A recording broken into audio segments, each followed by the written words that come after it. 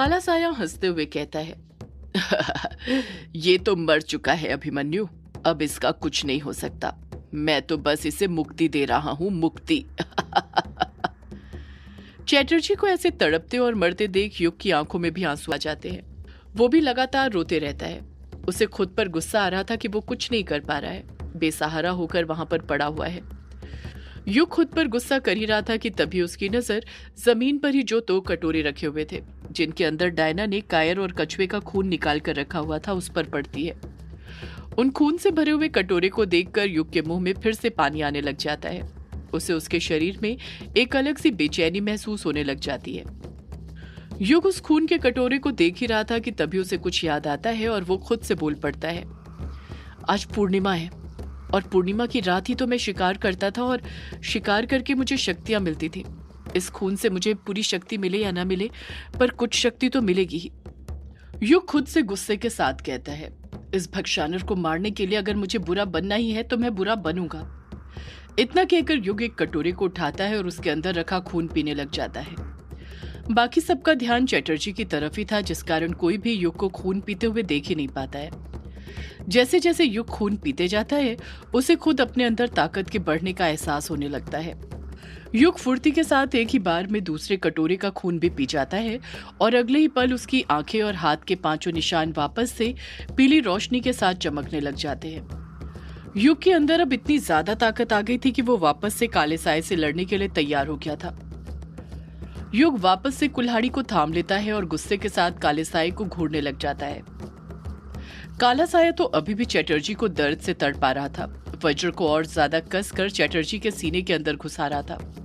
ऐसा लग रहा था जैसे चैटर्जी को तड़पते देख काले साए को और ज्यादा मजा आ रहा हो।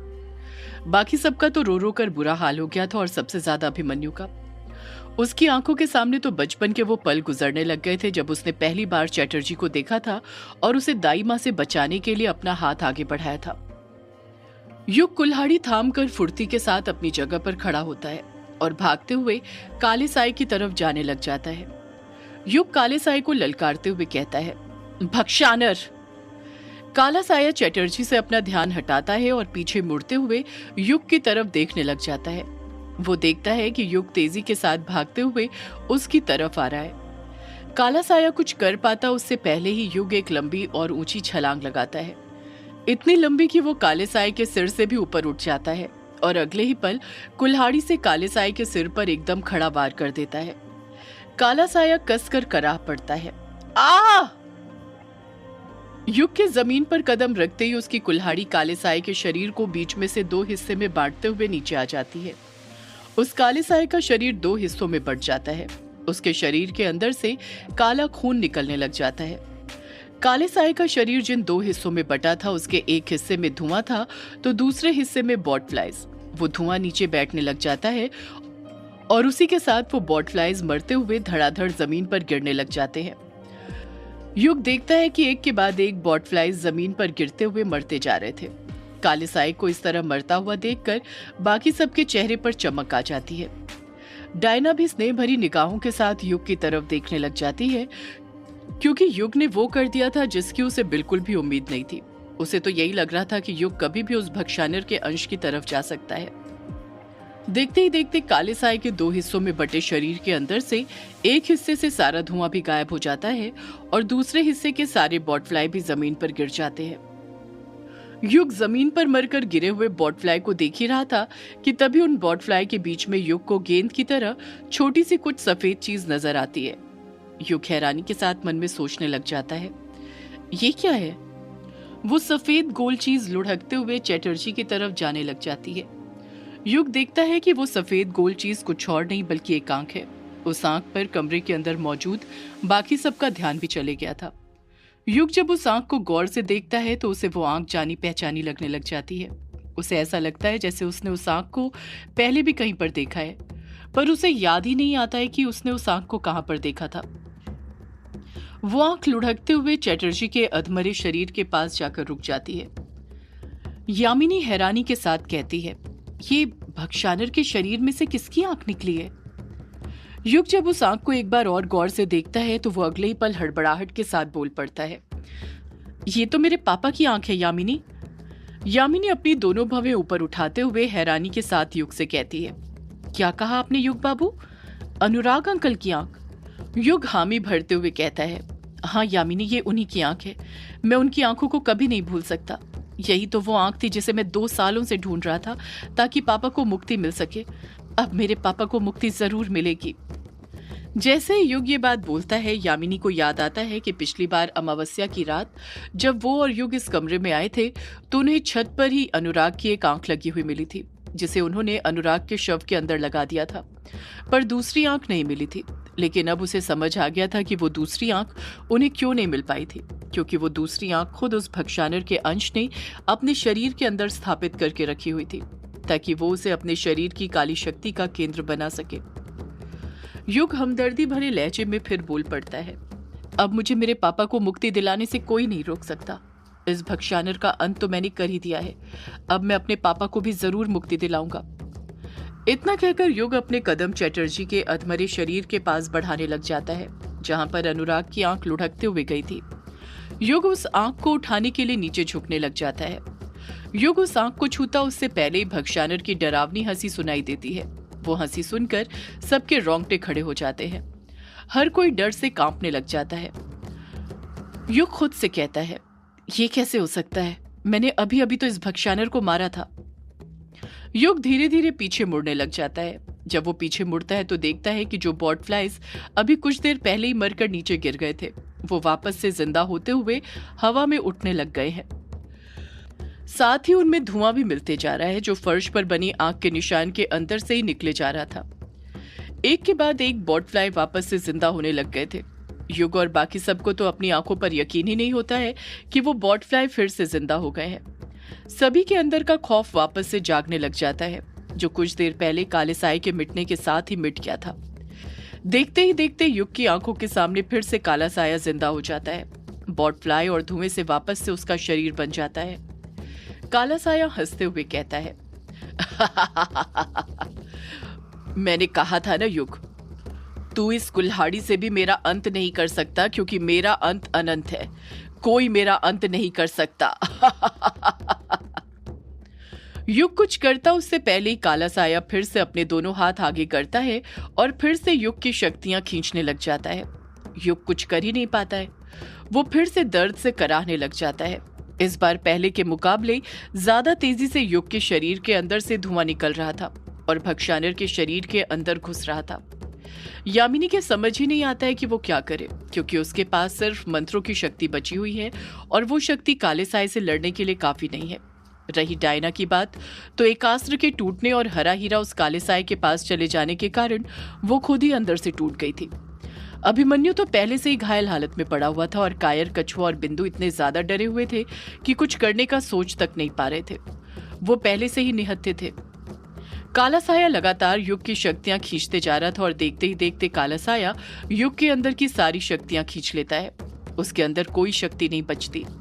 जैसे ही काला साया युग की सारी शक्ति खींच लेता है, युग पीठ के बल धड़ाम से गिर जाता है।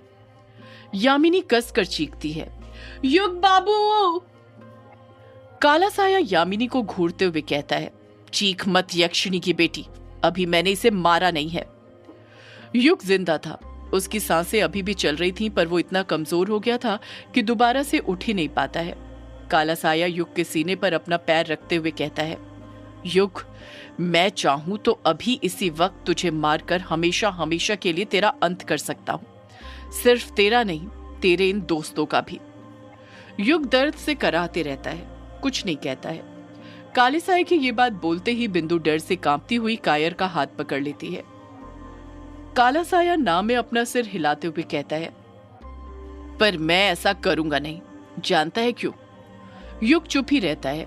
काला साया खुद ही बोल पड़ता है, क्योंकि अभी कुछ देर पहले ही मैंने तेरी आंखों में वो दर्द, वो तड़प देखी जो मैं पिछले 2 सालों से देखना चाहता था।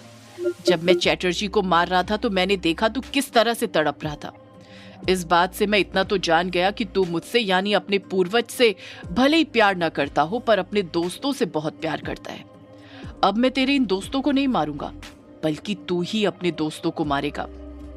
डायना आक्रोश के साथ काले साए से बोल पड़ती है, युग कभी ऐसा नहीं करेगा भक्षानर। जैसे ही डायना ये बात बोलती है, सब लोग डायना की तरफ देखने लग जाते हैं।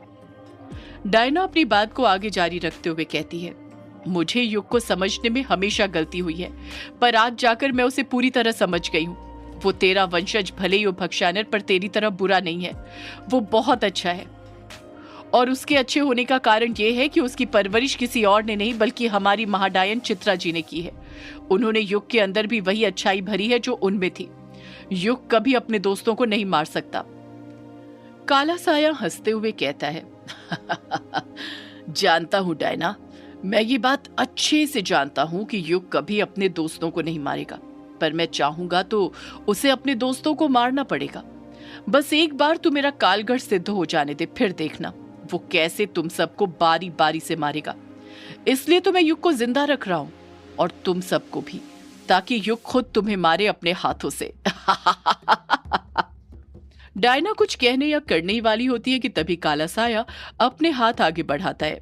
उसके हाथों में से काली रस्सियां निकलती हैं जो धुएं से बनी हुई थी, और वो रस्सियां डायना के हाथों में बंधने लग जाती है। डायना के दोनों हाथ बंध जाते हैं। काला साया यामिनी की तरफ भी देखता है, और यामिनी के हाथ भी उसी तरह धुएं से बनी हुई काली रस्सी से बंध जाते हैं। काला साया अभिमन्यु से कहता है, लो अभिमन्यु, अब तो ये बोतलें मुझे दे दो। इतना कहकर काला साया खुद अपने हाथ आगे बढ़ाकर वो दोनों काली पॉलीथीन अभिमन्यु के हाथों से छीन लेता है, और अभिमन्यु कुछ नहीं कर पाता है। काला साया ये बात अच्छे से जानता था कि अभिमन्यु बहुत शातिर है, वो उसके लिए कभी भी कोई भी मुसीबत खड़ी कर सकता है। इसलिए वो धुएं की रस्सी से अभिमन्यु के हाथ भी बांध देता है, साथ में युग के भी। काला साया कायर, कछुआ और बिंदु की तरफ देखते हुए हंसते हुए कहता है, तुम्हारे हाथ बांधने की मुझे कोई जरूरत नहीं है। मुझे पता है तुम तीनों मेरे खिलाफ जाने की सोचोगे तक नहीं। वैसे भी तुम तीनों के पास वक्त ही कितना बचा है जो मेरे खिलाफ जाओगे। तुम तीनों के खून का तो चढ़ावा चढ़ने वाला है। तुम तीनों के खून से ही तो कालगढ़ सिद्ध होगा। काले साये की डरावनी हंसी कमरे के अंदर गूंजने लग जाती है। अगले ही पल काला साया मंत्र पढ़ने लग जाता है, जिससे कमरे के अंदर ढेर सारा धुआं छाने लग जाता है। इतना सारा धुआं कि कुछ नजर ही नहीं आता है।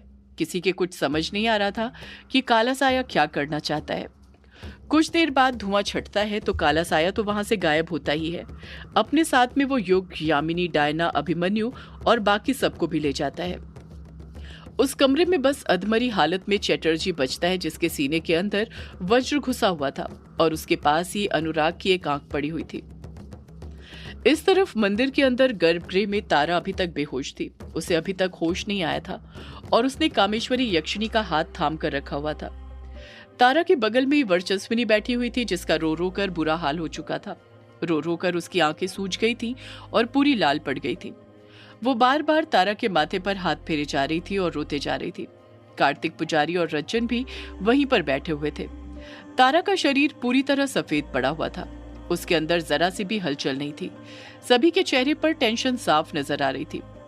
वर्चस्विनी रोते हुए ही कार्तिक पुजारी से बोल पड़ती है, पुजारी जी, आपने कहा था कि मेरी बेटी तारा को पूर्णिमा शुरू होने के पहले पहले होश आ जाएगा। अब तो पूर्णिमा भी शुरू हो चुकी है, फिर मेरी बेटी को अभी तक होश क्यों नहीं आया? क्यों नहीं आया? सदियों से है पुरानी ये है यक्षिणी की कहानी।